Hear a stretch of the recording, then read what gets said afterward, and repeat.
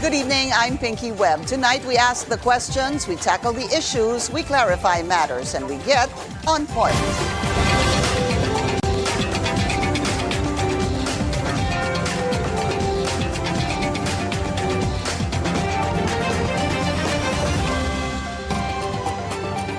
Vice President Sara Duterte suffers a substantial drop in OCTA Research 2024 fourth quarter tugon ng Masa Survey. For the first time, VP Duterte's trust and performance ratings fell below the majority threshold. OCTA Research says this is the lowest the VP got since 2023, and her numbers appear to be on a downward trajectory. Meanwhile, despite a slight dip in the president's ratings, majority of Filipinos are still satisfied with his performance and continue to trust his leadership.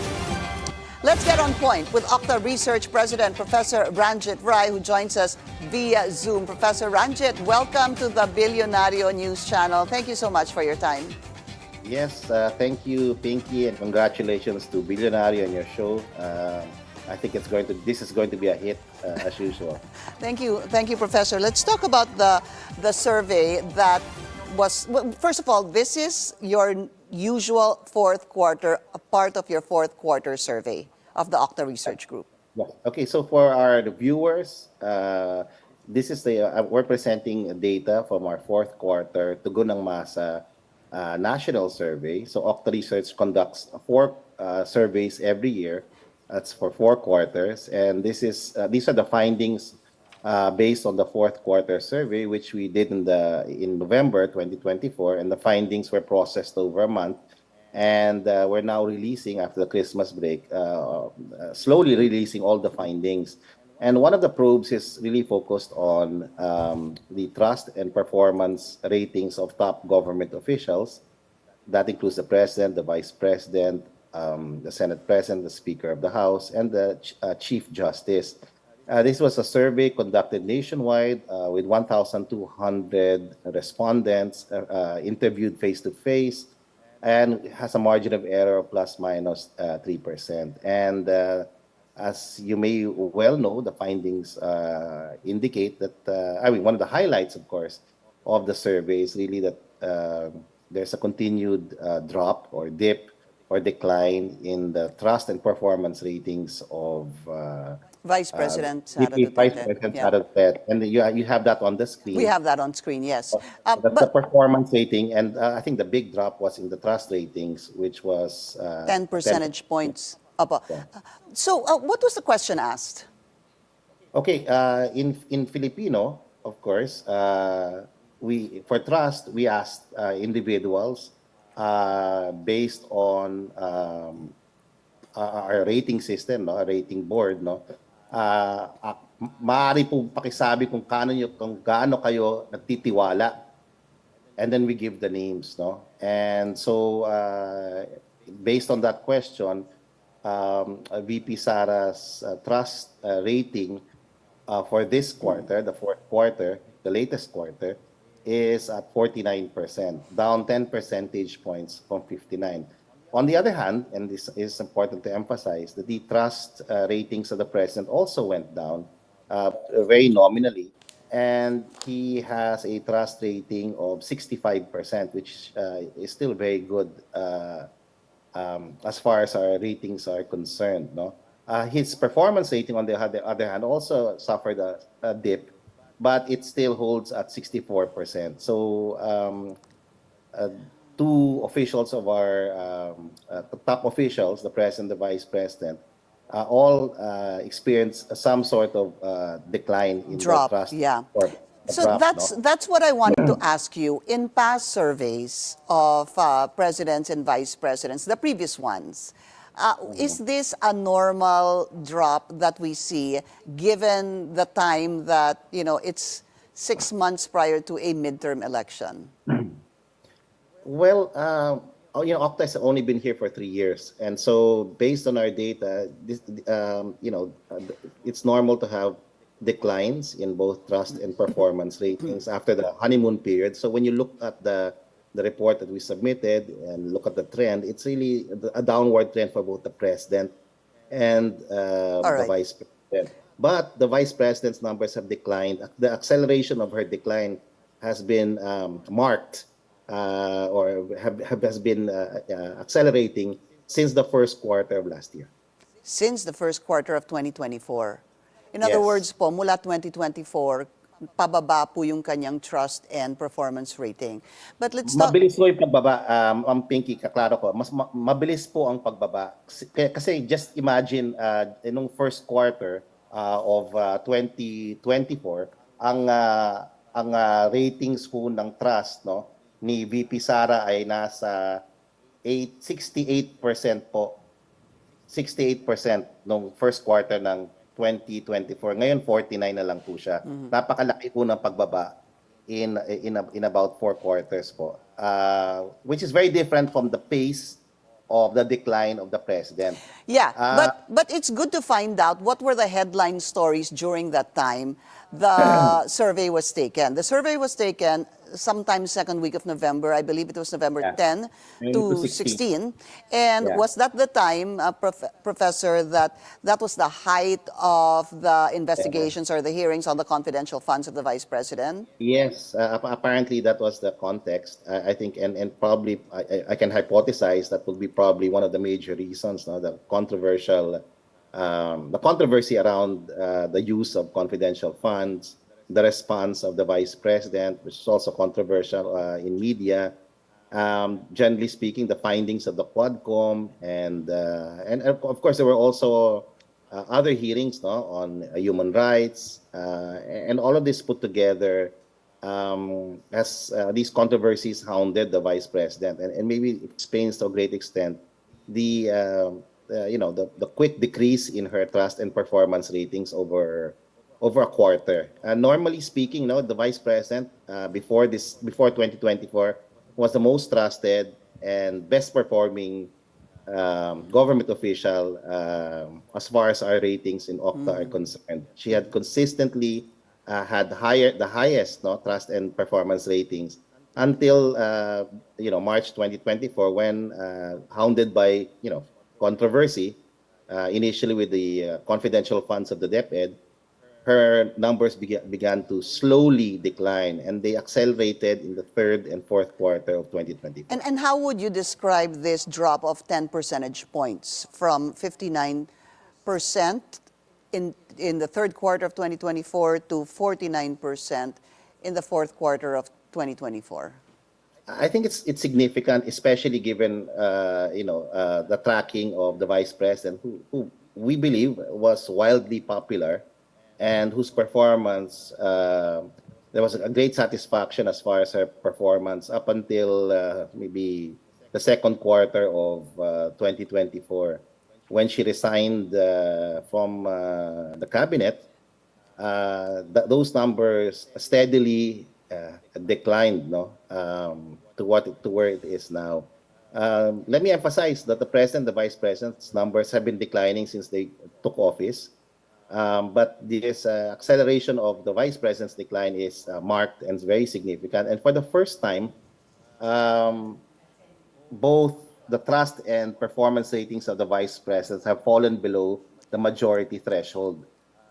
These numbers that we're showing you are, in our view, the lowest, represents the lowest ratings of the vice president in the last 2 years. Just to put some clarity there, when you say that is lower than the majority threshold, that means that is lower than 50. Would that be correct? 50%, yeah. But we have a margin of error, and one could argue that she still is within that. Right. Yeah, but especially the trust rating.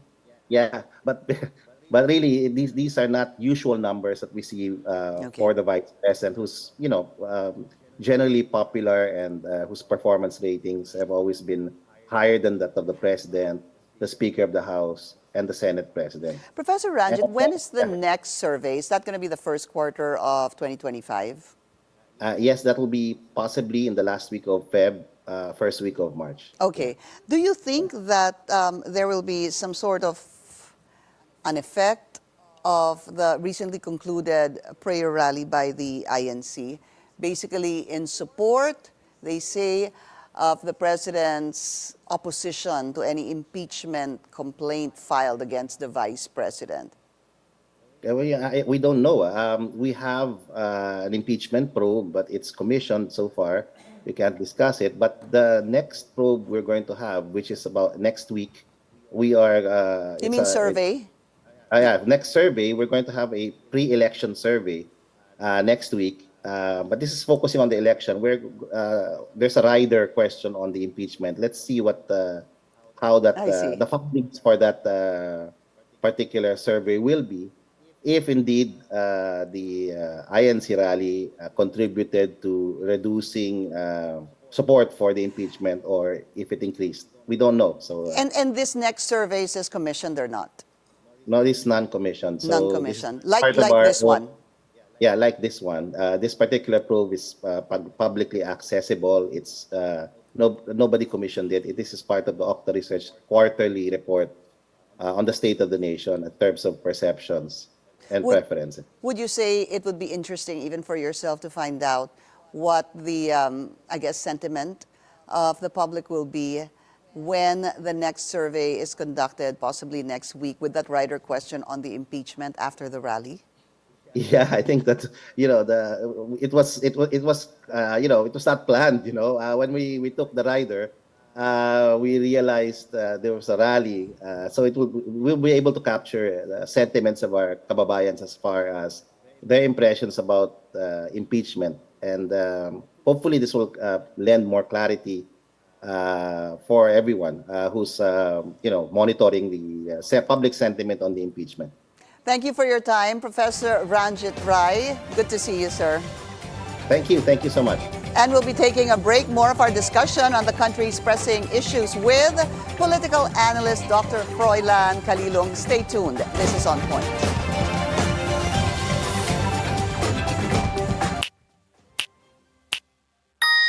It's very early in the year. There's so many other factors we have to look at. But what we want investors to be is ready. So if interest rates fall to a certain level, then dapat ready tayo to go. If earnings go to a certain level, then ready tayo to go. No? So in fact, I think yung 8,000 number na yan is, I believe we're looking at around 5.5% interest rate and around 2.5% and a 2.5% EPS growth. Yung 9,000, that's probably tougher, but we have our good, better, best scenario. So for 2025, we like domestic demand as a theme. So obviously there are a lot of uncertainties we're facing entering 2025. We're only less than a day into 2025. Marami pang pwedeng mangyari. But we have to remember that the Philippines is still expected to grow.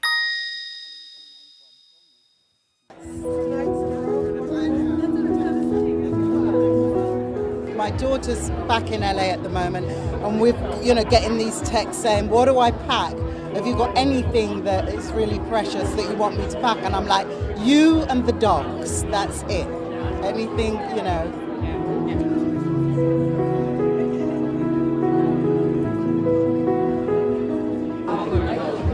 We're all affected, and that our friends and our friends' animals and our friends' homes, and it's just a horrible time.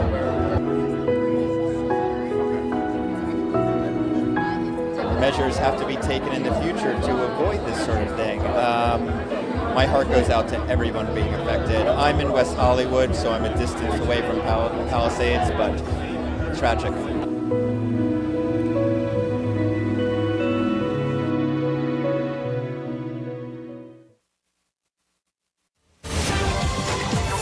Back, I'm Pinky Webb. A political firestorm continues to rage in the country as the two top leaders of the land remain at odds. Allegations are still being hurled from both sides, and supporters are still threatening each other's political survival. Can the recent call for unity and peace put an end to the fray, or was it just another event that will fan the flames of conflict? Let's get on point with political science professor Dr. Froilan Calilong. Dr. Calilong, welcome to the show, and also thank you for coming to the studio. Always, Pinky, it's always a pleasure being here. Thank you for your time. So let's start with the latest OCTA survey. That's Right. a 10 percentage point drop in the trust rating of the vice president. What did you think of that? Well, it's something that was quite expected, given the fact that, of course, when it was conducted, this was during the height of the so-called political meltdown that she actually committed, and it was, of course, something that many of our countrymen did not really find very welcoming as a character of a leader. So I think it's something that is expected. But I believe that the recent events, particularly the rally that was conducted yesterday, I think it could provide some kind of leverage for her in the coming months. I suppose in the next survey, it might catapult her to higher ratings. You're thinking that because of the INC Prayer for Peace rally, as I asked Professor Ranjit, that on the question on impeachment, that might change. Well, basically because the rally was actually conducted within the purview of peace as the idea. And we know that the impeachment is always something that is divisive, it's always polarizing. So on one end, I think the Iglesia Ni Cristo is really throwing their support here to the Vice President. But on the other hand, they're actually trying to put some kind of a political interference to the otherwise, should I say, procedural mechanism of an impeachment. But then again, it depends on how the public will actually see it. And the way that I am actually looking at it right now, I think the public is looking at the Iglesia Ni Cristo as an institution that has a considerable level not only of following, but of course they have the moral context. No? And I think this is what the Vice President may be banking on. So tell me, was it to you a prayer for peace? Was it political, or was it both? Well, I think it's both. Because, of course, if you actually look into the rally, there were some speeches that were made that pointed out to the shortcomings of the government. Okay, practically with regards to the rising prices of commodities, at the same time with how our budget is being spent. So it's definitely political. But at the end of the day, it boils down to what peace stands for them insofar as they're concerned. They believe that if we will be able to somewhat negate all this political noise that's happening, it's going to lead us somewhere, more or less, to a more peaceful avenue. And this is what they are trying to aspire for. So when you say that it's a question of peace, what does peace really stand for them? For example, for the national, for that prayer rally by the Iglesia Ni Cristo. Because even their spokesperson, Ka Edwil Zabala, was saying that it's not political, but it was practical. That's what he said. Yes, Another that's right. thing he said is that it's all about forgiveness, it's all about unity, Right. and it's about supporting President Bongbong Marcos's statement that he doesn't... not in favor. Yeah, support. Yeah. He's not in favor of impeaching the Vice President. So at the end of the day, would this somehow sway the politicians' maybe judgment on whether to impeach the Vice President or not? I believe so. As what we actually have seen right now, based on the current news that came out from the lower house, I think there are some members of the Congress who are already thinking twice of supporting the impeachment because they saw that there was this show of force by the Iglesia Ni Cristo. And we know for a fact that the Iglesia Ni Cristo has traditionally been, a political factor in many of our elections. And so they don't want to risk their own political capital insofar as many of them their are also political survival. running. Yeah. Many of them are actually re-electionists as well. So they saw that the Iglesia Ni Cristo was able to mobilize this huge crowd, and so I believe that they are now thinking twice, of throwing their hat in this impeachment proceeding because it might affect them adversely. Now, here's what I want to find out from you. If that would possibly be the case that you're saying that candidates' judgment or signature of the impeachment complaint might be affected because of this force. Yeah. It's a This show of force. Show of force, a sea Yeah. of people, rather, that was present during the rally.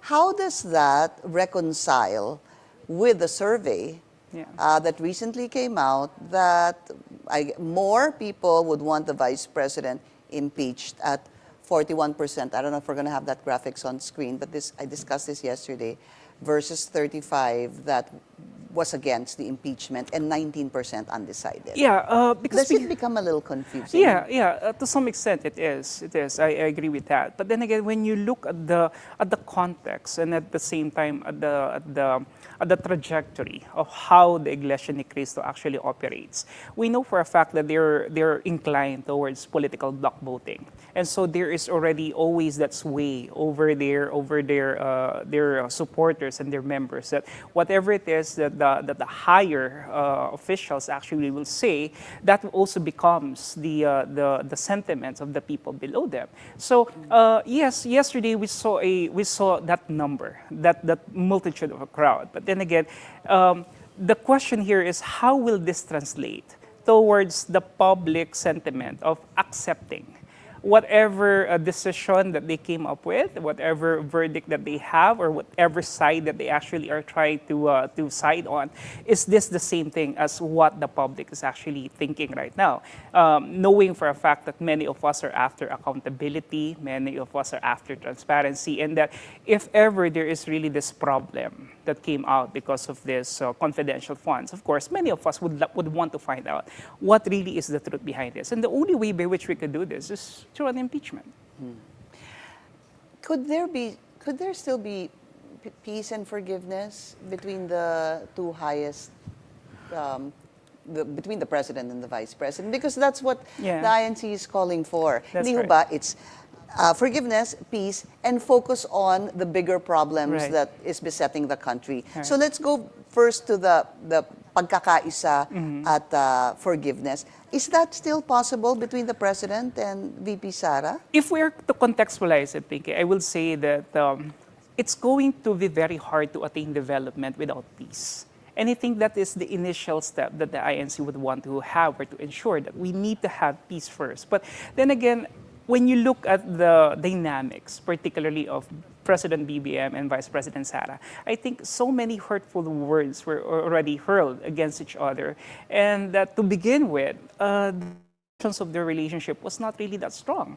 I mean, they came together in 2022 just for them to be able to secure the victory, to win. So when you look at that context, I think it's going to be very hard for them on a personal level at the very least. So is it just really, maybe there won't be forgiveness, maybe there won't be unity, but at least a harmonious Oh, relationship. or yeah, it's not, hindi maingay yung laban, Yes. parang ganon. Yeah, they could actually be civil to each other, Right. and yet at the same time work towards their own particular mandates. At the same time work towards the reforms in the government. Because at the end of the day, Pinky, it's really what the people are actually demanding for. It's the kind of public service that they really are clamoring for, which maybe many of them are not seeing right now, because of the fact that it's being clouded by too much political noise. Is there too much political noise right now? I believe so. And is there too much political noise to the point that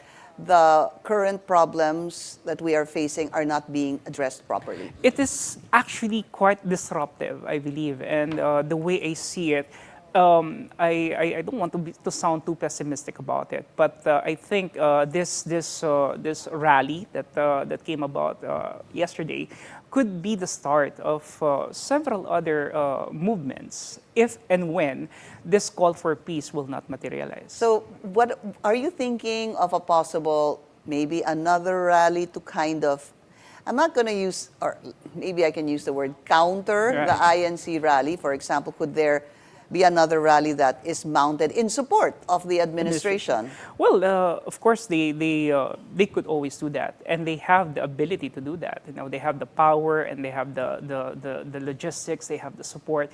Definitely, they have the machinery to do that. But if Sorry to interrupt you, would that be wise? I don't think so. Why? I don't think so, because number one, it may seem unnatural within the purview or within the context of how they're able to do it, especially with the timing and all. So, but then again, if they are really clamoring for some kind of support, and if they also would like to demonstrate that the administration still has the backing and the support of the public, then they could definitely do that. Definitely for optics, Yeah. if they're able to mount 1 million Yeah. people, that Yeah. will be good for them as well. Definitely. And it's going to be good, especially because we're heading towards the elections. So that's Okay. an additional mileage for them. And let's talk about the impeachment. We have a couple of minutes left. What is happening? What is your sense of what is going on? The SecGen saying that there are still congressmen asking for more time to look into the impeachment complaint, to study this impeachment complaint, and possibly there could be a fourth impeachment complaint. What really is going on? Well, I believe that right now, I think there really has to be a concerted effort to actually verify, scrutinize well this impeachment complaints, because we know for a fact that the timing could also be very problematic because we're already heading towards the elections, and we know for a fact that after the elections, the dynamics may also change because the composition of both houses will definitely be different. And so right now, I think they need to really come up with an impeachment complaint that is strong enough, that is solid enough to actually be able to come up with a more decisive position for the impeachment complaint to really go on. It's always been described that impeachment is a political exercise. It is. While we can possibly see that at the House of Representatives, would that be the same in the Senate when they sit as judges? I believe so. It's still political. It's always like that. It's always like that. So that's why I said a while ago that the outcome of the elections may actually, come with a heavy weight towards what will be the outcome of the impeachment. But if the outcome of the elections is something we can talk about, what are the chances of the Senate being a more majority influenced Senate rather than what it is presently now? This Congress? Oh, well, if we try to look at the pre-poll surveys, okay, we could sense that I think majority of the administration candidates most likely will be able to make it. I think we're looking at around 10 out of 12 right now that are, on a good position to land in the top 12. So I think this will definitely change the composition and the dynamics if ever this impeachment will push through. So I think right now what the opposition needs to do somehow is to solidify also their own respective campaigns and to hope and pray that more people from the opposition, particularly from the PDP Laban, will be able to make it so as to counterbalance or to counterweigh Which PDP Laban? There's the Duterte wing. The Duterte wing. Yeah. Okay. The impeachment, though, what is your feeling on this? Will it happen or not? I think the House is quite decisive on it, and I think it will push through. The Fearless forecast, it will push through the House. It will. The way you see it, because if they are looking at the impeachment as the only way to derail and to stop the presidential bid of To disqualify her to disqualify even. her perpetually, Yeah. I think this is the only way that they need to. Last topic, just wanted to get your quick reaction on the, resignation of the chairman of the Committee on Appropriations, Zaldico. That happened yesterday, Yeah. quite unexpected. Sure. What is that all about? Is the administration, is there a problem between the House and the executive? I don't think so. There's really not a problem, and I think I would like to say for the record that I think this was something that was created because the General Appropriations Act was already enacted, and so I believe that in order to appease our countrymen who are saying that our money is not being spent properly, that this budget is laden with a lot of corruption and all, I think this is one way to pacify the public. And the resignation of the chairman will do that? In a way, because he is the one responsible, primarily for the creation of the budget. So I mean, he has a very big involvement in that, and as to whether or not this will tantamount to something bigger later on, we really don't know. We can only speculate at this point. Thank you for your time, Dr. Kalilong. Thank you so much. Hope and to see you again. anytime. Thank you. And that's On Point. Join us again tomorrow, 7:30 p.m. here on BNC, the Billionario News Channel. I'm Pinky Webb. Thank you for watching.